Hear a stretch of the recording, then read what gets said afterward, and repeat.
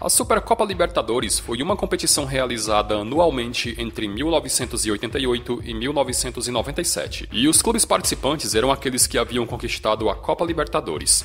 Após a sua extinção, foi criada a Copa Mercosul, que durou 4 anos no calendário dos clubes, e posterior à Copa Mercosul foi criada a Copa Sul-Americana que conhecemos atualmente. Em 2019, a Conmebol pretendia resgatar e recolocar em seu calendário a disputa da Supercopa Libertadores, mas por conta do conflito de datas e a grande quantidade de jogos e competições no futebol brasileiro, a CBF foi a principal entidade a se posicionar contra a volta do torneio. Atualmente, a Libertadores conta com 25 diferentes campeões, sendo que é no futebol brasileiro onde se reúne a maior diversidade de clubes, com um total de 10 diferentes vencedores. A proposta da Conmebol de retornar à Supercopa era muito em função da realização do Super Mundial de Clubes da FIFA, com o campeão da Supercopa se reunindo aos campeões da Libertadores e Sul-Americana para representarem a América do Sul no novo torneio da FIFA. Como a proposta não foi adiante, fica a frustração e a curiosidade na cabeça de muita gente de como seria o ressurgimento da Supercopa e de como seria o desempenho do seu clube do coração na competição.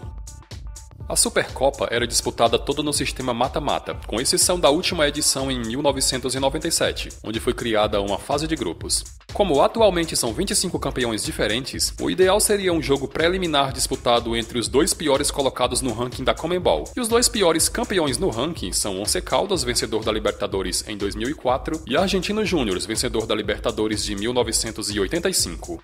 O vencedor desse confronto se classificava para a segunda fase, e em jogos de ida e volta, os clubes iam avançando fase por fase até chegar na final.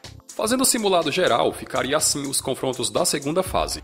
O Argentinos Júnior passaria pelo Once Caldas na fase preliminar e enfrentaria o Atlético Nacional.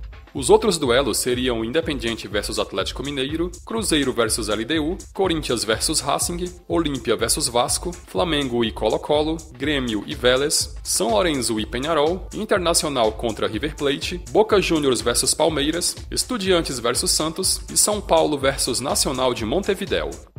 Analisando friamente a fase de cada equipe, os classificados para a terceira fase seriam os seguintes clubes.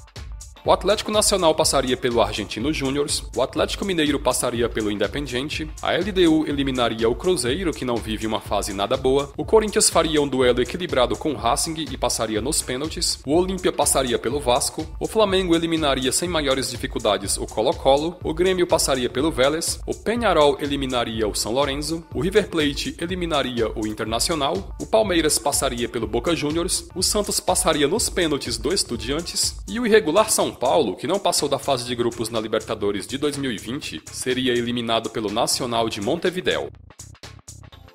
Os confrontos da terceira fase, assim como na segunda, seriam conhecidos através de sorteios e reservaria os seguintes duelos. Logo de cara teríamos um duelo brasileiro, que colocaria frente a frente Corinthians e Flamengo, as 2 maiores torcidas do Brasil.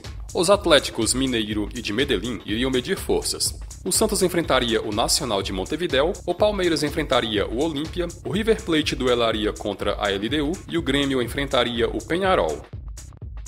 Hipoteticamente, e levando em conta um pouco da fase vivida por cada clube atualmente, os 6 classificados para a fase seguinte seriam esses. No duelo brasileiro entre Corinthians e Flamengo, o rubro-negro levaria melhor, principalmente pela freguesia que tem imposto nos paulistas em confrontos recentes. O Atlético Mineiro passaria pelo Atlético Nacional, o Santos faria um duelo pra lá de equilibrado com o Nacional de Montevidéu, mas acabaria sendo eliminado nos pênaltis, o Palmeiras passaria sem grandes dificuldades pelo Olímpia, o River Plate tranquilamente passaria pela LDU e o Grêmio passaria pelo Peñarol. Nessa quarta fase, seria necessário a criação de um grupo semifinal, com a participação de 3 clubes em cada, com o grupo A contando com as presenças de Flamengo, Palmeiras e Nacional do Uruguai, e no grupo B contando com as presenças de Atlético Mineiro, Grêmio e River Plate.